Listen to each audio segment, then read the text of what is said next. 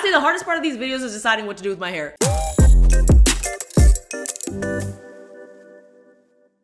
Yo, what's going on? Oh my god, it's a Q&A video. What is happening to the world? Don't usually do these straight to camera. This is who I am as a person videos, but I haven't done a Q&A in a long time. And I actually don't mind the honest Q&As with like spicier questions because I feel like they lead to deep conversation. Without further ado, here are some questions you asked me on Twitter and on Instagram that I was like, okay, let's get into the spicy. Haha, okay, right off the bat, we're going there, huh? This question is, how did you deal with the criticism, bad reviews about your show on NBC? Okay, so my answer is gonna be honest. Like I said, honest Q&A. I usually like to sugarcoat things a little bit, but here's just gonna be like straight up. I'm gonna tell you exactly how I feel, no BS. You see tweets, you see Instagram posts, you see all those things. It's easy to trick yourself into be like, oh my god, everyone doesn't like my show. Even this question is phrased in a world where like, how did you feel about all the bad reviews? Statistically, from NBC, my show way outperformed whatever was in that time slot before. It has been a success for them. So let's just get that there. I'm not saying the show is perfect and that it's the best thing I've ever made. I definitely think it should be criticized. There's lots of things to improve, but I just need to emphasize that statistically for NBC, this show has been a win. Of course, I got so many comments from people online. Why are you so not funny on the show? Why don't you do videos like how you do these rants? Why don't you do that on the show? Why are you so loud on the show? Why aren't your segments funny? Those critiques, and I mean this in the most respectful way, are in a way similar to when I watch a basketball game and I go, oh my god, what an idiot. How could you not make that 3-point? I know that I have no idea what it's like to play on that court and play in the NBA and be on that team and shoot from that mark,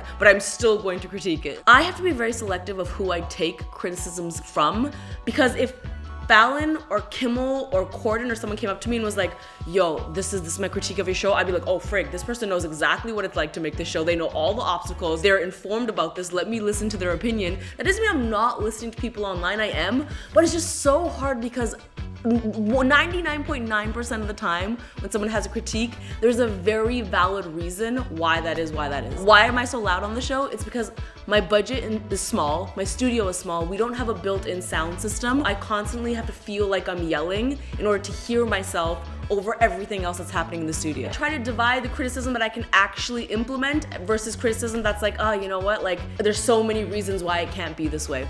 And then I have to deal with that. And that's one of the hardest parts about the show. I have to deal with all of these comments from people who tell me things should be a certain way without realizing why they can't be that way. But it's still fun and I'm still grateful and that's just part of the game. Next question. I feel like this video is already 15 minutes. My bad. Are you and Mostly Sane friends? Yo, girl love. I know everyone always asks me these questions like, are you and Mostly Sane friends? Are you and Jenna Marbles friends? Are you and all these people friends? Because you are perhaps expecting me to say an answer that's tea, and there is no tea. I am completely supportive of every other creator, especially if they're a woman and if they've been inspired by me. I think that's great. Why would I not be? I am her friend. I hope she's my friend. Are we friends? We text. How do you know it's the right time to come out? Oh, how much time we got on this video? Can you see my scrunchie though? This is my scrunchie, it matches. Everybody stop right now, comment about my scrunchie. Listen, I wish I could sit here and talk to you if you are struggling with coming out or your identity. I wish I could sit here and tell you that there's a secret recipe, there's a secret code. I know when I was going through this, I wish there was a video where someone would be like, here's the answer. There's not. This is my journey, so please don't, everyone's different, right or wrong, so I'm just telling you my journey. I remember the moment I texted my entire team saying like, I have to do this, I have to tweet this, was because I went to a really, really big audition. I don't think I've ever told the story. It was a month just full of anxiety because I had, told a bunch of people in my life and I was just really struggling during this month. I'm gonna say, I'm not a pro at auditions, but I'm not horrible. I'm generally pretty good at auditions when it comes to remembering my lines at least, or like being charming. Maybe I won't execute the best, but I am generally pretty good at just like the basic standard of an audition. I bombed that audition so badly, and it was actually in a movie that was with Dwayne Johnson. And so you have to understand, for me, it was so devastating that the whole audition, all I could think about was, oh my god, I'm so scared. Oh my god, I have to come out. Oh my god, I'm not being my truth. And that's all I was thinking about during the audition. I actually walked out of the audition, like I apologized, I ran out, got some water, tried to go back and tried to finish it, and I couldn't.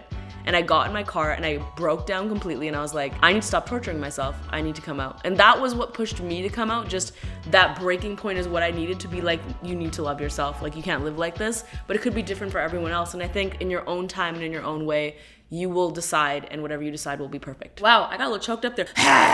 Why do you keep relationships private? Okay, without much surprise, a lot of people ask me about my dating life, my relationships, and I am very private about it. And people always think it's because, oh, why is she like trying to hide this from us? What's her deal? Like other people are public about their relationships. This is my opinion. I don't think having a public relationship to the extent of like vlogging with people, having them in your videos. Other people do this and that's fine, to each their own, but me personally, I think that is a recipe for disaster.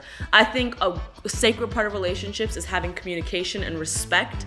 And I think when you put your relationship on a public platform, allowing people to comment about it, like thousands and millions of people to comment about it and tell you your opinion about it, inevitably the respect gets faltered in that relationship. Inevitably, you are giving away control and giving away respect, and I feel like that is the recipe for disaster. So I just think it's not fair to the person you're with either.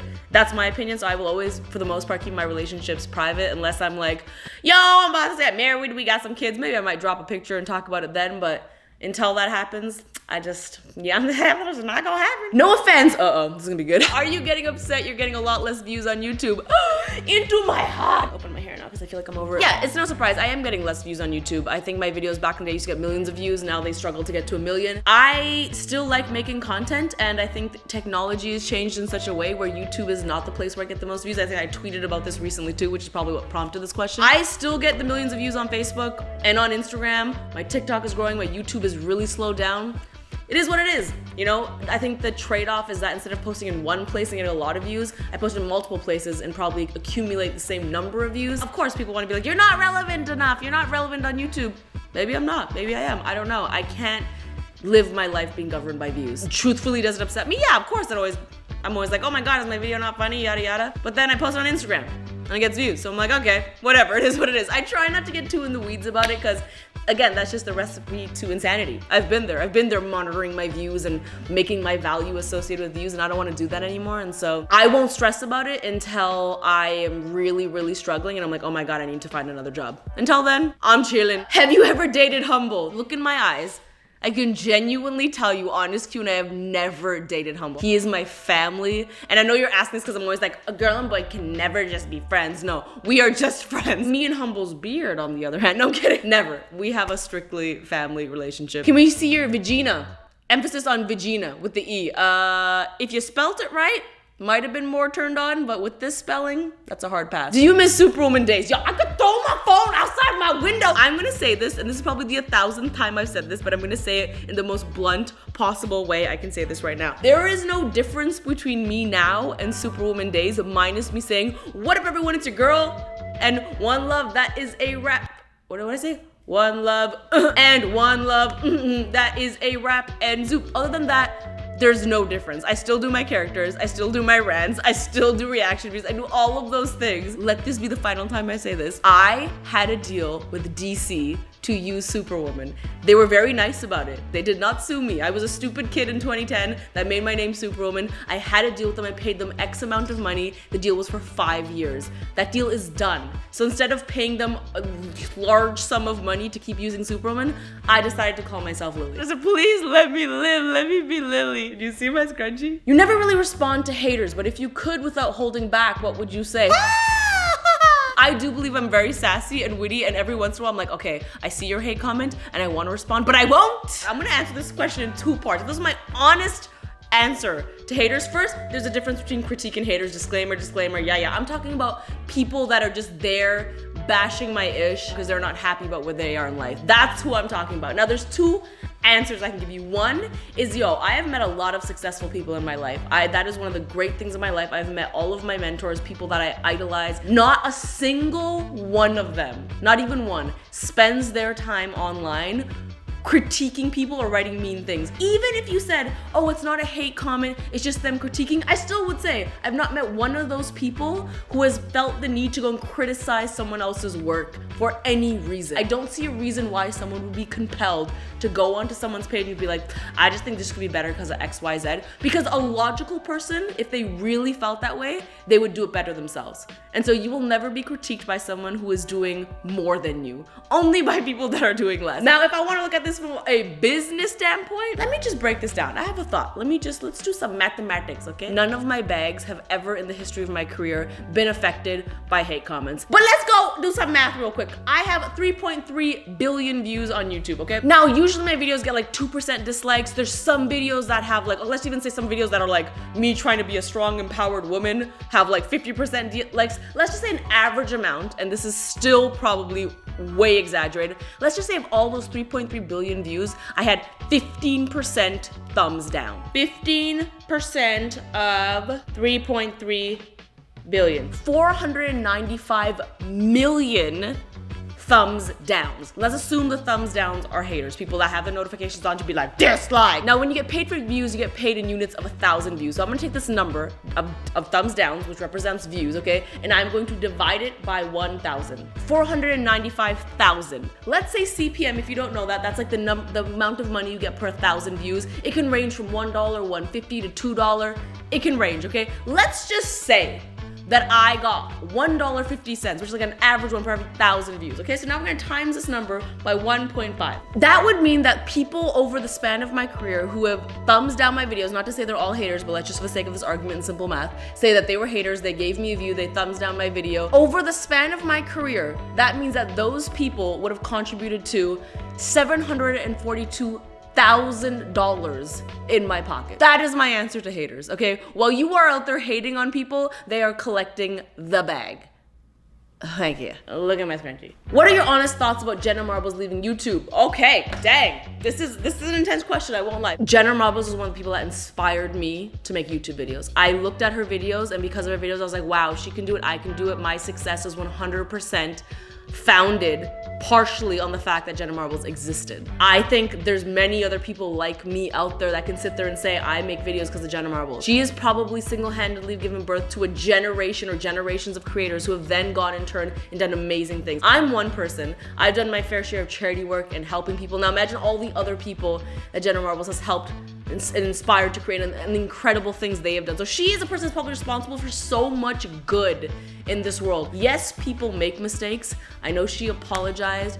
I also know it's not my position to accept her apology because I'm not of that group to which she apologized to. I'm not a black person. I will say, as a person who is just watching as a spectator, I do feel that her apology was genuine. Again, it's not mine to accept or not accept, solely based on the fact that she has inspired so many people, and then those people have done great things. I think there's a great loss to YouTube that she's not there.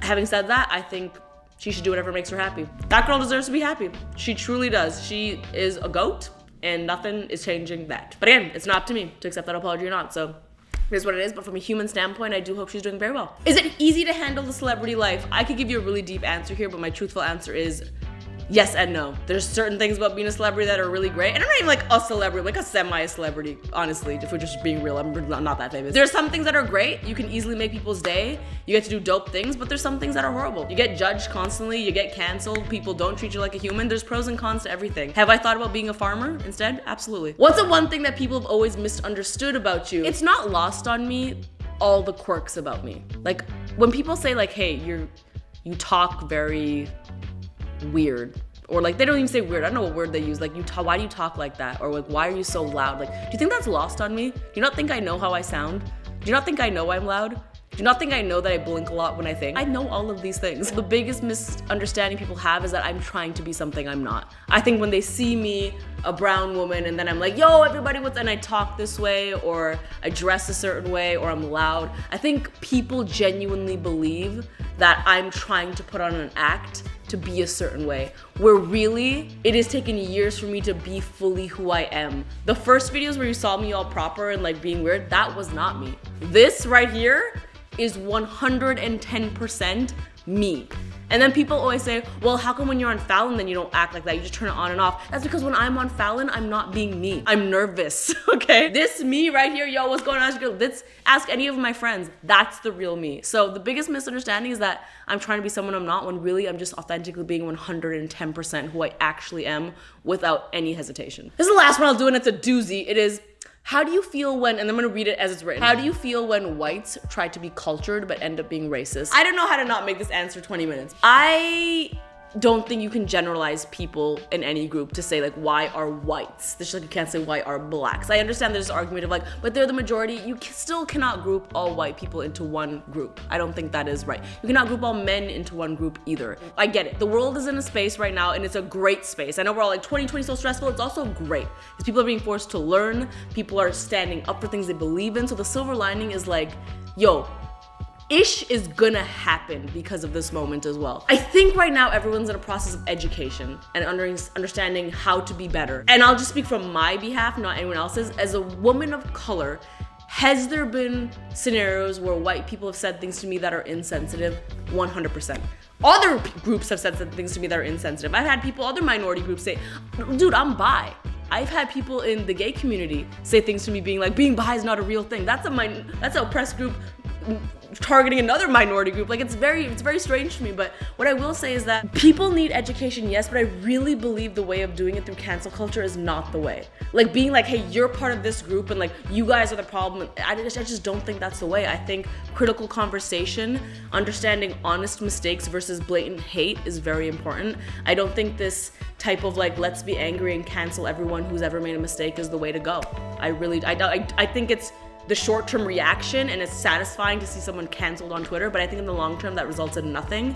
And I think we have to have the mindset of like educating people with compassion, allowing people the space to make mistakes so that we can call them on and have a conversation about it. But if you say like, hey, you guys are white and you're canceled because you don't get this and you're trying, but really your result is ending up in you being racist, it's like, how are they ever gonna improve if we don't give them the space to do that?